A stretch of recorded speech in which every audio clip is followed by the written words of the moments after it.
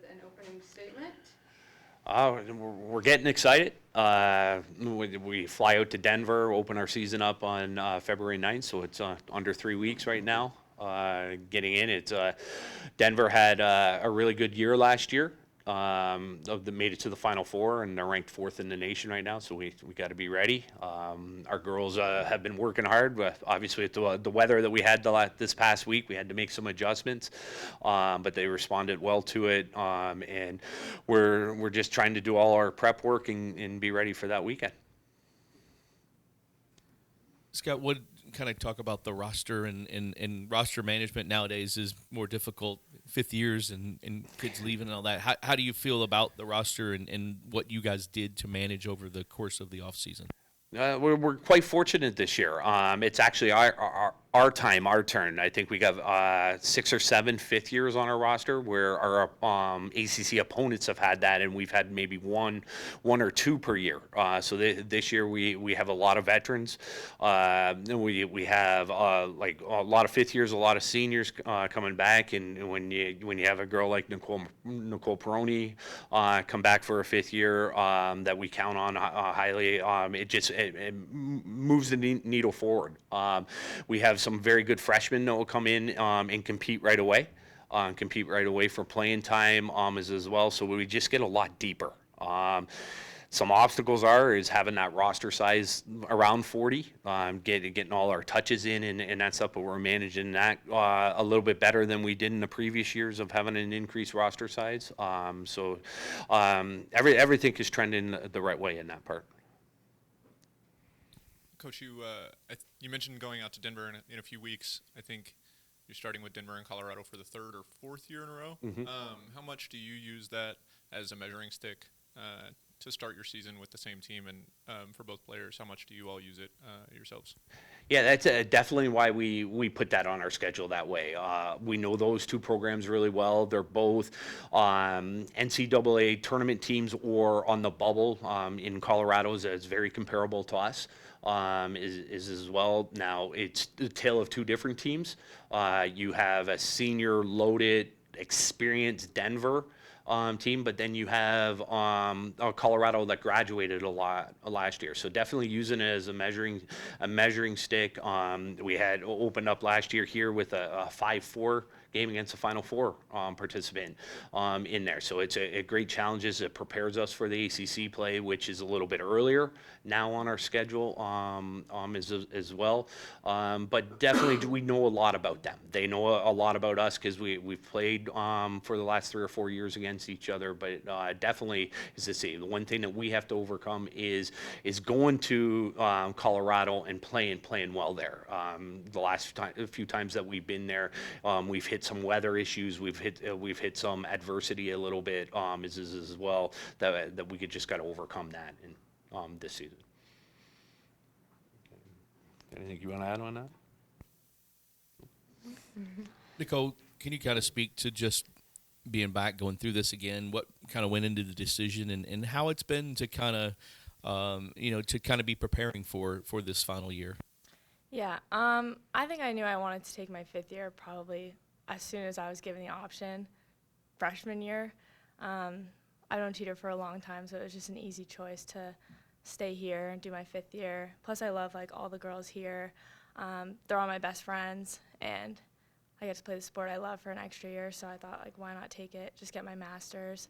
And for the training part, I can definitely tell I'm getting older. It's been a little hard on the body, but I love watching our freshmen play and just seeing the talent that's coming into this program. And I know that I'm going to leave it in good hands when I leave next year. So, yeah. What do you feel like?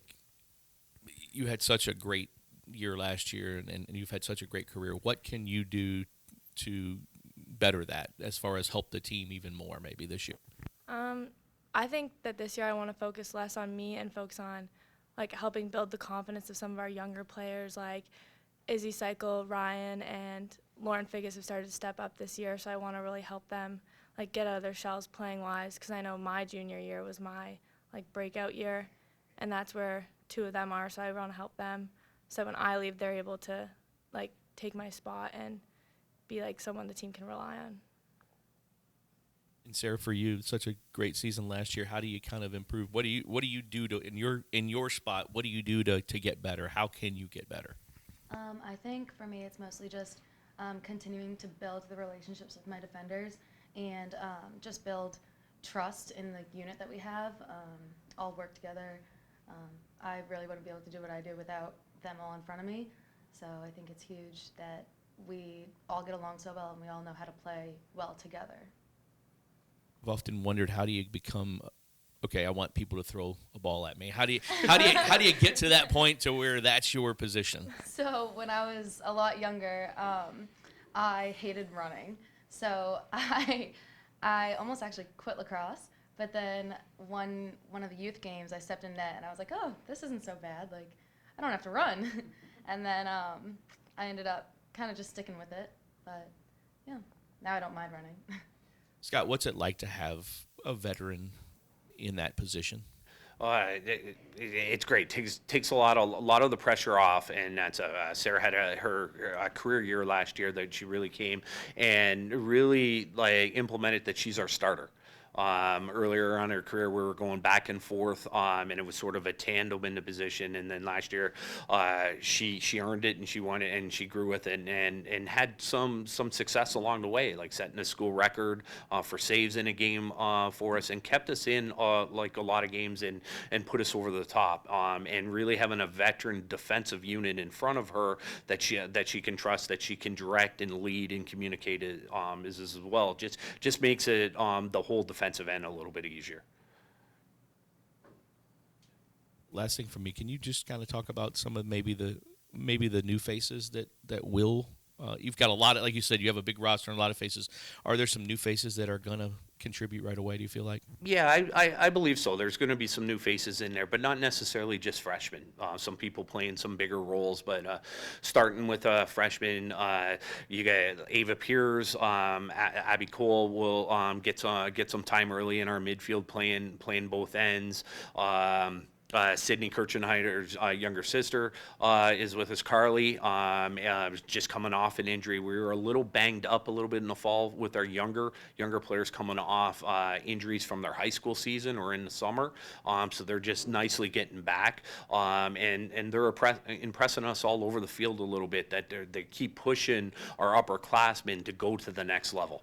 Okay, and if they don't, they'll get some time right away. But even looking at some of our younger players with sort of an expanded role, more or less, like our defensive unit right now is we have 6 or 7 girls that we feel confident that we could start or play a lot, rather than relying on 3 or 4 that we have in past years. And really, like, you look at the Nakazawa sisters, Nagai, probably one of our top freshmen last year, is even going to play even a bigger role for us this year, maybe giving us a two-line punch rather than a one-line punch in our midfield, so that we don't get it tired, then we'll have a little bit more at the end of the games, as well. With the new rules that are being implemented this season, affect all 3 of you differently, right?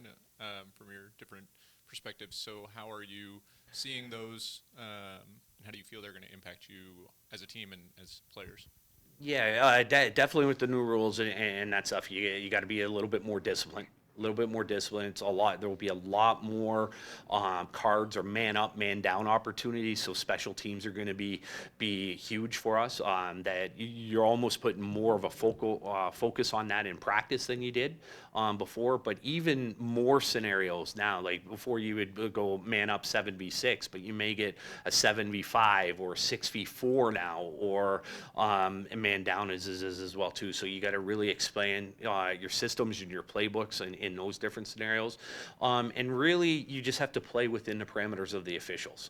They're trying to clean up in between the 30s.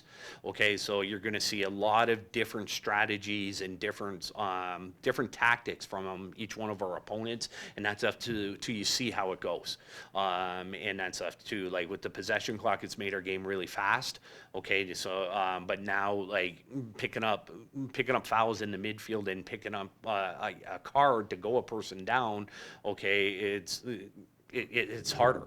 It makes it a little bit harder. So you're going to play a little bit more disciplined, play a lot more with your feet, okay, and really take your opportunities when they're necessary to make a play on defense, okay, rather than just trying to slow down the ball. Is as well. So it's going to be a little bit of growth in there, a little bit, I would say. I think for me, like as more of an aggressive player, it's definitely going to test me and test my patience a bit, just because I like to like make plays in the midfield. That's kind of like my favorite thing to do on the field. So I'm just going to have to tone it down a bit, watch my stick, watch my fouls, but I'm just going to have to find ways around it. So I think it's going to be a good test. And then for Sara, do you prefer to have the more space in front of you so that you can see the ball a little better, or would you prefer to still have your defenders out there clogging things up? Well, I would surely prefer to have all my defenders out in front of me. But I am confident that even in a man-down situation, our defenders know how to communicate with each other, and our shift is really good on defense. We know how to like pick each other up to help each other out. So yeah. Anything else? All right, thank you guys. All right. Thank Thank you. you. Thanks. Yes.